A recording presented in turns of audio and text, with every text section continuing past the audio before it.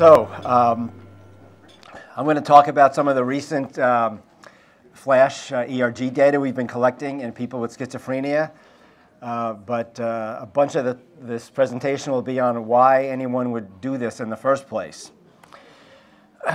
So I will talk about why study vision in schizophrenia at all. And if you're going to do that, why study the retina of all things? I'll talk about some of the recent data we've collected at Rutgers, and then some early data on how flash ERG abnormalities seem to be related to some of the symptoms of schizophrenia and what that means for understanding the pathophysiology of the disorder, and also the relationships with visual function. And then I'll wrap up. So for people who aren't in psychiatry, which I assume is almost everyone at this meeting, from what I can tell, schizophrenia is a very disabling and severe psychiatric disorder. It affects about 1% of the population worldwide. Typically has an onset of psychotic symptoms in late adolescence or early adulthood, with symptoms such as hallucinations, delusions, disorganized thinking and speech, motor abnormalities, motivational deficits, emotional changes, bizarre behavior, decline in functioning, etc. It's quite disabling. Now, only about 25 to 30% of people with schizophrenia report visual hallucinations, and I think that's one of the reasons why vision has been studied much less in the disorder than audition. On the other hand, if you look at the rate of people who report distortions in vision, you can find reports going back 100 years in the literature in about 60% of patients, especially early on before they're treated with medication, where they say, you know, things are too bright, or they're too dim, or things change shape, or they change form. The identity of what they're seeing, it'll change. Or depth perception is altered. Things will look too flat. People say, I don't want to walk because I'll feel like I'm walking into a wall. Or things look too deep. It seems kind of scary. So there's all kinds of changes in different directions. So those are actually much more common than people thought. And there are hundreds, probably thousands of laboratory studies of visual processing impairments, from fairly low-level visual changes and contrast sensitivity, for example, spatial frequency processing, especially low spatial frequency detection, to mid-level changes in perceptual organization and coherent motion perception, and then all kinds of fascinating changes in high-level vision, the effects of knowledge on vision, where you can give different kinds of visual illusions to patients, and often they see them more accurately than other people because they're not applying the top-down input. So there's no doubt that there are these problems. And also, these visual problems are related to other things, not just poor visual memory, which is the case, but also to problems with interpretation of facial emotion or just processing faces in general, problems in reading in patients. Patients with visual problems tend to perform more poorly in the real world in general, and they also tend to respond more poorly to treatment. Now, it's easy to be cynical and say, oh, well, that's because, you know, they're medicated. But in fact, that would be wrong, and many of these same problems are found in children and teenagers and young adults at high risk for the disorder. They're at risk because either a parent has schizophrenia, or maybe they've had one or two symptoms, even if the parent hasn't had anything. So these changes can be found, not in every case, but in many, many cases, can be found in people on no medication, with no diagnosis, don't meet criteria for the disorder, etc. And in a very interesting study from a number of years ago, they looked at what the, of all the possible symptoms that people can have before they're diagnosed with schizophrenia. So these are things like, you know, an auditory distortion, auditory hallucination, visual distortions, thought disorder, loss of motivation. Visual distortions, such as in brightness or depth, was the strongest predictor of who later developed schizophrenia over the next 5 years, right?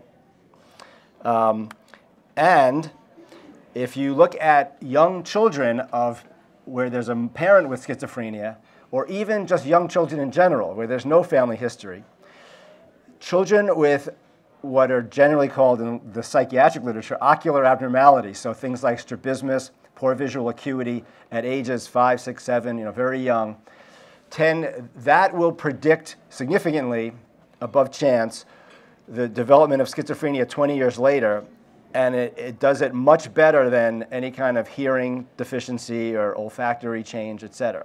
So I hope I've convinced you that there are many reasons to study vision in schizophrenia. Okay, but why the retina? Well, one is we still don't understand what causes a lot of these visual changes. And even in the schizophrenia literature, before anyone looked at the retina, there was a lot of debates between these two different camps, or mafias as they're called by some people in the research world. One being a group that says these are changes in visual cortex, another one that says, oh, it's all prefrontal cortex, lack of control over early visual processing.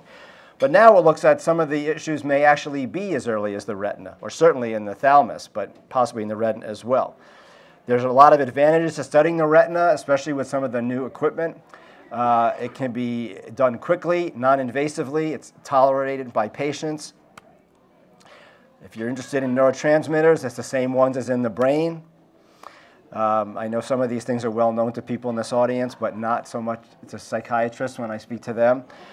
Retinal ganglion cells actually synapse in the brain, okay, so, provide early input into the magno and parvo cellular pathways, which have been implicated, especially the magnocellular pathway as being deficient in schizophrenia.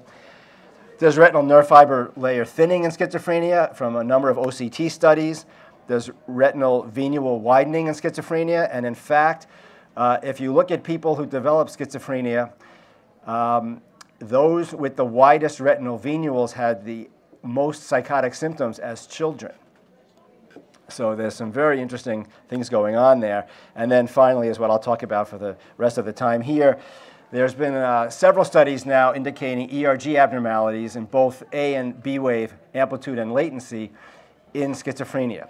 There are no published studies yet of pattern ERG in schizophrenia, but there are quite a few of flash ERG, and one of them has over 100 patients in it. So what we've been doing is looking at flash ERG in people with schizophrenia. I'll report data here on 25 patients and controls who don't have any medical condition that could possibly affect the retina, right? Because diabetes is overrepresented in schizophrenia, so is hypertension. So, and finding patients who don't have either of those is not always so easy. But anyway, we did that, at least with this number. We're using the RETeval device, which I can say is very tolerated by this patient group. And believe me, when you're working often with people who are hearing voices, who are paranoid, it's sometimes not that easy to do psychophysiology with that group. And so, but really, we haven't had any objections. I mean, sometimes people think that they wouldn't want to do this. This has actually happened to me with EEG many times, because they think you're putting electricity into their brain, right? But anyway, we haven't had any of that with this. In our case, every patient was medicated, but I will say, in case anyone's wondering, I don't think any of the data I'll report are related to medication, because some of the same things we've observed and others have observed have been found in children who have a parent with schizophrenia, who are not on any medication, right? So it seems to be that it's not a medication effect. Obviously, everyone knows this already, but if you're not familiar with a typical photopic ERG wave, here are the photo A wave and B wave. We do have photopic negative response data in our data set, but we probably won't be discussing that tonight. I'll mainly be focusing on the A and B wave data and from the light and dark adapted tests.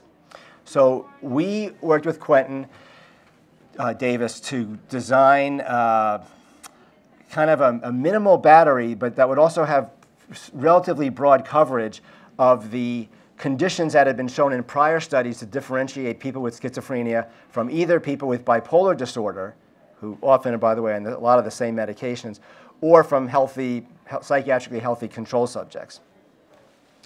And this is an example of what we're finding here. This is the amplitudes across 3 light-adapted tests.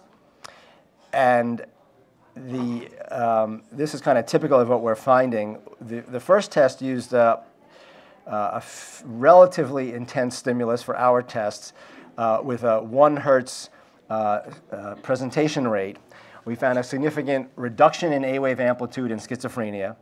And there was also a significant reduction in a different test with a red flash against a blue background, a weaker stimulus, but a faster presentation rate.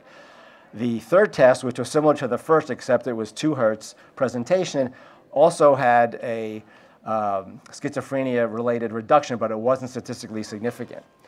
And this is pretty much what other people have found as well.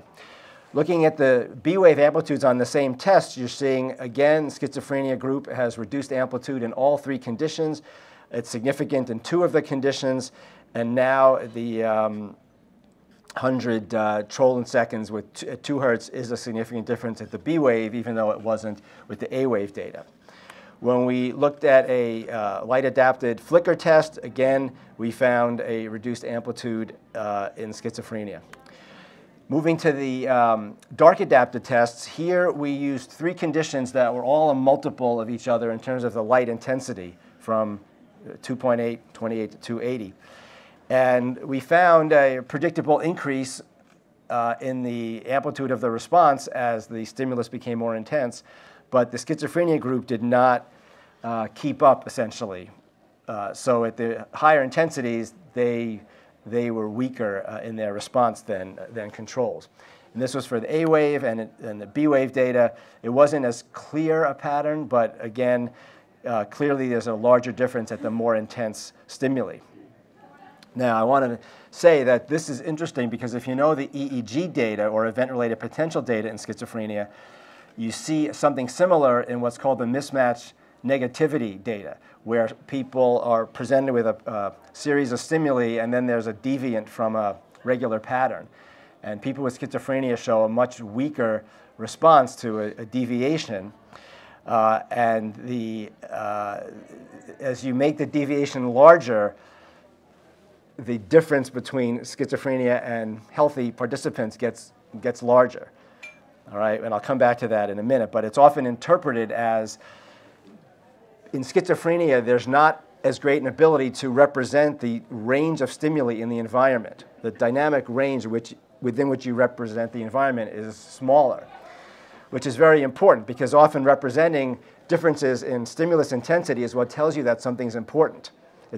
There's a loud noise or a bright flash or whatever. If all the stimuli, if your processing is kind of rendering all the stimuli generally more similar, you're going to be much less reactive or much less appreciative of the significance of stimuli, right? So I'll come back to that in a minute. In terms of correlations with visual function, we tested people on a number of tests, including visual acuity, contour integration test, a test of perceptual organization, the Ebbinghaus illusion test, kind of a high-level size constancy test. We didn't find any relationships between ERG variables and those tests. On the other hand, we found with our trial 1, relatively intense stimulus with 1 Hertz, that a reduced A-wave amplitude was related to a lower peak of the contrast sensitivity function. And trial 3, which is again 100 Trollin seconds, but at 2 Hertz, was also related to the same variables.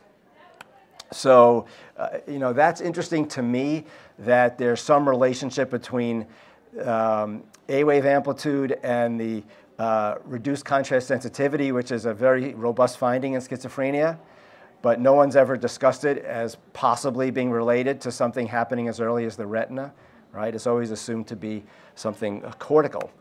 In terms of symptoms, schizophrenia has a lot of symptoms. If you watch movies, you'd think everyone's hearing voices and, thinks they're Jesus Christ, but there are many symptoms.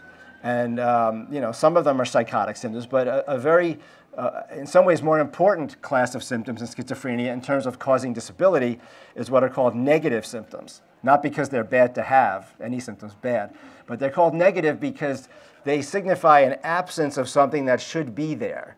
So, for example, your facial affect is flat, right? Or you don't experience pleasure at things, in things you used to do, or you're socially withdrawn, right? So something's absent that should be there.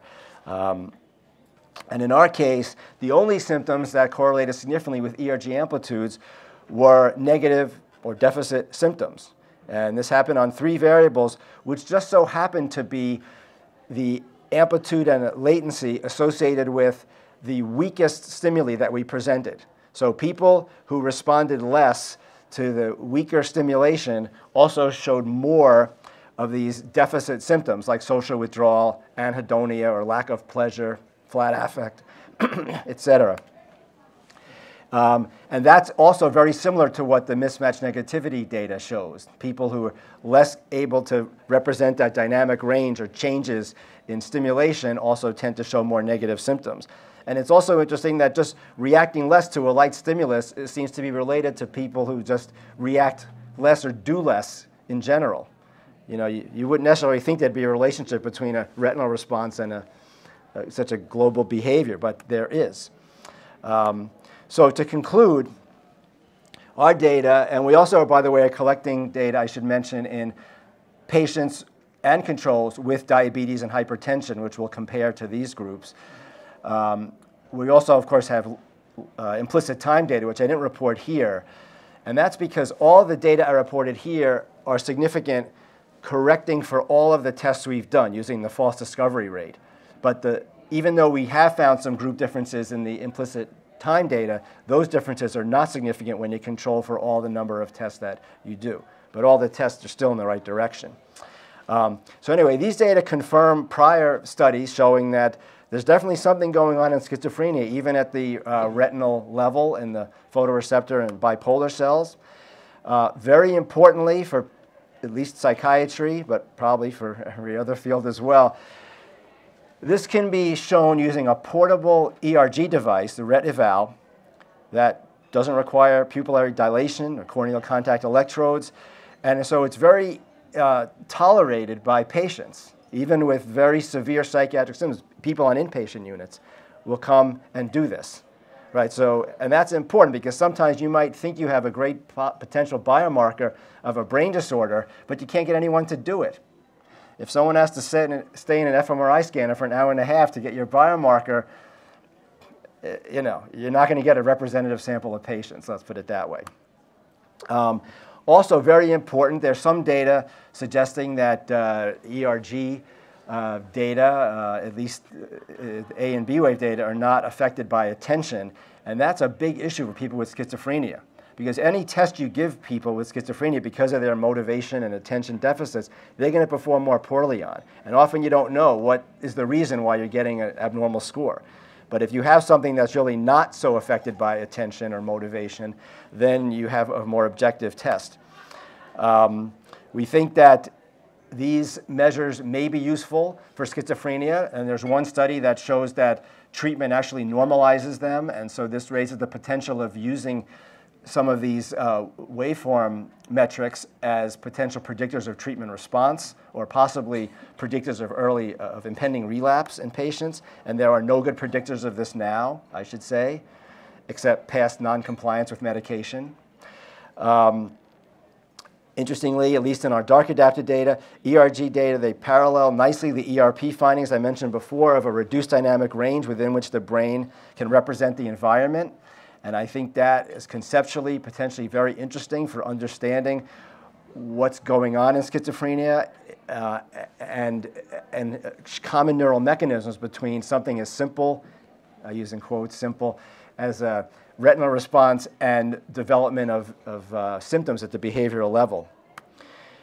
And finally, ERG changes appear to be related to problems in low-level vision in schizophrenia. We don't know if this is a causal relationship or not, but if it is, again, it'll force us to reinterpret why patients have reduced M pathway, for example, activity. So I think there are a lot of implications of this, and hopefully large grants that are obtained in the future by many people.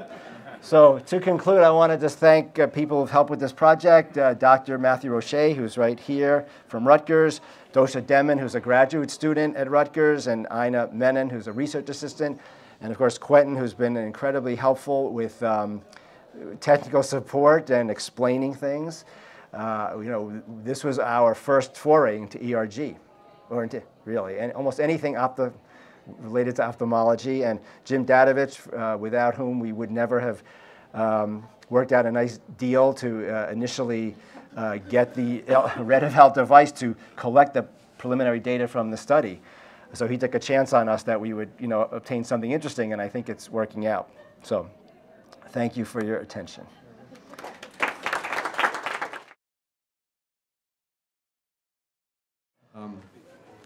I just have a naive question, but I'm thinking about some other diseases like Alzheimer's disease or Parkinson's, and we see retinal, structural, and functional changes in those too. Would your results be specific for schizophrenia, or would there be some overlap with some of these other disease states, which would then render it more difficult to interpret the results? Yeah, that is a great question. I'm going to assume that at least most of the results won't be specific to schizophrenia. I know, for example, in Parkinson's disease, there are ERG changes. Those are similar to some of the things you see in chronically medicated people with schizophrenia. They probably both reflect a loss of reduced dopaminergic tone in subcortical, and some cortical brain regions as well. But I guess it remains to be seen whether there's anything unique to schizophrenia. So the issue of the reduction in response gain across increasing intensities, I don't think that's been shown, to my knowledge, in neurological disorders. And the fact that some of this is happening in children who have at risk, who have certainly even no symptoms whatsoever, clearly indicates that something's different than what's happening in a dementia. But, the thing with schizophrenia is there's no biomarker of it. There may be nothing actually unique to it. What's unique is the combination of things. And of course, it's a heterogeneous category that may actually be 100 different conditions, and we don't know how many there are. So I think at this point, people are just trying to identify things that are reliably associated with schizophrenia, that tell us something about the pathophysiology and that may predict treatment response and relapse. And if we can do that, the person who does that will win lots of awards. But answering, finding a specific marker, things like that that still remains to be seen. And I'll add to that Mark Hervé has published some work where he has been able to differentiate schizophrenia from bipolar from normal. So at least a three-way separation, if not, a more general separation. Yeah, it's complicated, I will say. So that data is very interesting. The thing with bipolar disorder is there's bipolar disorder and there's a kind of bipolar disorder where people will sometimes have psychotic features. They'll develop delusions or have hallucinations. And same with major depression. And so one of the real issues is if you have a person with depression or bipolar disorder who's psychotic, do they look different than someone with schizophrenia, which by definition is defined by the presence of psychosis? So are these things related to the psychosis or to the diagnosis? Right? Because if you just take a random sample of people with bipolar disorder, very few of them will have psychotic symptoms, at least at the time of testing. Right? So it's a little complicated, but certainly Mark Hebert's work, and we're trying to do this as well, is to try to identify things that at least separate psychiatric diagnoses. So I don't know anything about bipolar disorder, but we published a review 2 years ago about visual function abnormalities in Alzheimer's disease. And for Alzheimer's disease, I don't think it has been shown that ERG is down. This never had been shown to our knowledge. So I think that the decrease in the photopic ERG and in the scotopic ERG amplitude could differentiate between Alzheimer's and schizophrenia. For the rest of the disorders, I have no idea. And just out of curiosity, because our psychiatric education has been so far back, what is the current understanding of the dopamine hypothesis? Is dopamine down in schizophrenia? Well, I will try to give a 30-second response to that, but there are very long reviews that still don't capture the whole thing. But it's kind of gone through 3 generations, and the current view essentially is that there seems to be, at least initially in the early onset of schizophrenia, excess midbrain dopamine in the ventral tegmentum and substantia nigra. But somehow at the cortical level, it's decreased in most cortical areas. And no one really knows why this is. So you get increased, well, it's increased in the striatum, but decreased in the prefrontal cortex. So why it's increased in the midbrain, but increased or decreased in some other areas, nobody knows. So that's one issue. Also, as the illness becomes chronic, it seems like even the midbrain dopamine levels seem to go down. And also, it seems like elevated dopamine in the midbrain isn't enough to cause schizophrenia. It's a complicated kind of combination of genetic predisposition, environmental stress, chronic social defeat. This is probably why poor people get schizophrenia more than other people. Inability to escape the stress, and possibly drug use as well. So it just keeps getting more and more complicated. Quentin, I think there's a question up here, if we have time for one more. Or back there. Most patients had medication like abilify, so the mode of action is unknown, but the medication suppress synaptic activity between neurons. How do you think of that? Yeah, well, first of all, we need to learn a lot more about that issue. There is some data suggesting at least some of the older antipsychotic drugs can suppress some of the ERG waveforms, but there's not really enough to say.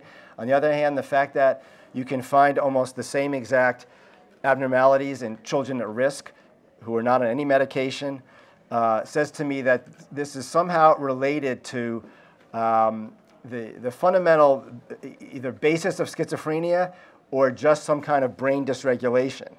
I don't think these are caused by medication, but whether they're maybe made worse by medication or in some cases made better by medication. So a study from Hungary in 2008 by Kerry's group showed that if you tested people right at the admission to a psychiatric acute care unit, and then about 2 to 3 months later, the amplitudes were much closer to normal 2 months later, after they had been medicated stably for 2 months. They were still abnormally low, right? The amplitudes were attenuated, but they were much more attenuated when people first came into treatment.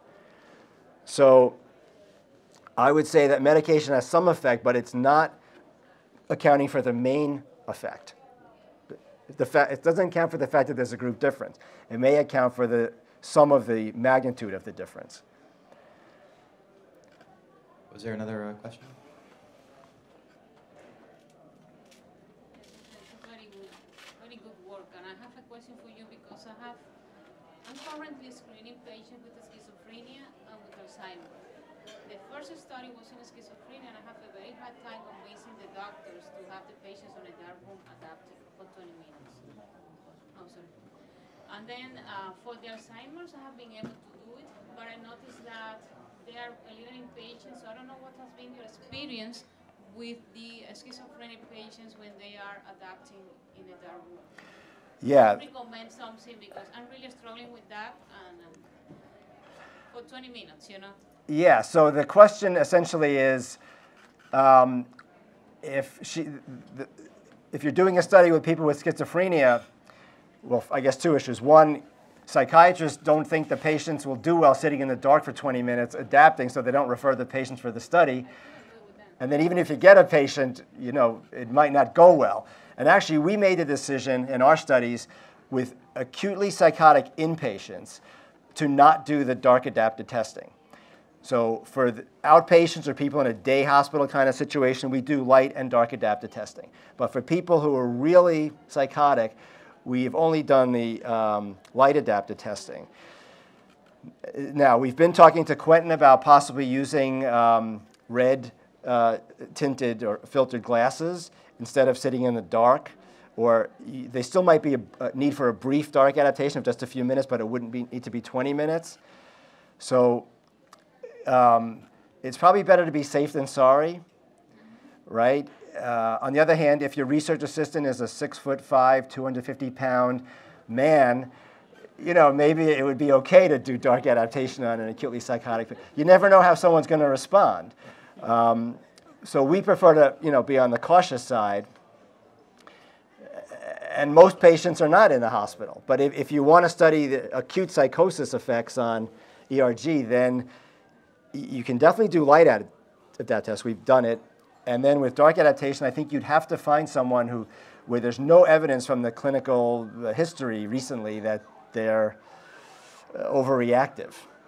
You have to be very careful. But ultimately, you have to find one or two psychiatrists who are not so risk averse. That's what it always comes down to. The politics of research. Thanks. Are there other questions? John? We asked about if you had a scatter plot of these, I think there would be a lot of overlap.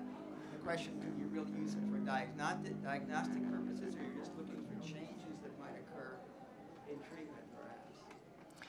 That was on an individual basis, not on a population. Yeah. Well, we're actually looking for both. So we are going to do studies where we look at the same people over time, right? So maybe right as they come into treatment, once they're treated, and then after that. And we've done several studies like this with other aspects of vision to see if we can predict impending relapse earlier than actual symptom onset using something like this. So I think it has applications longitudinally. But in terms of overlap, I didn't show this slide, but actually Quentin had prepared a slide where he looked at different combinations of the amplitude and implicit time variables and found that with two of them, you had about 90% separation of patients and controls.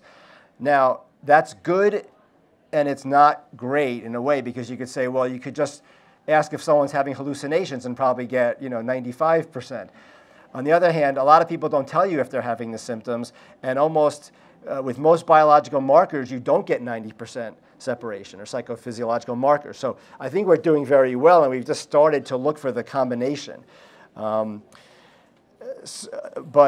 probably because of the fact that other groups like Parkinson's patients and some other groups do have these, I don't know that you could use ERG alone to diagnose.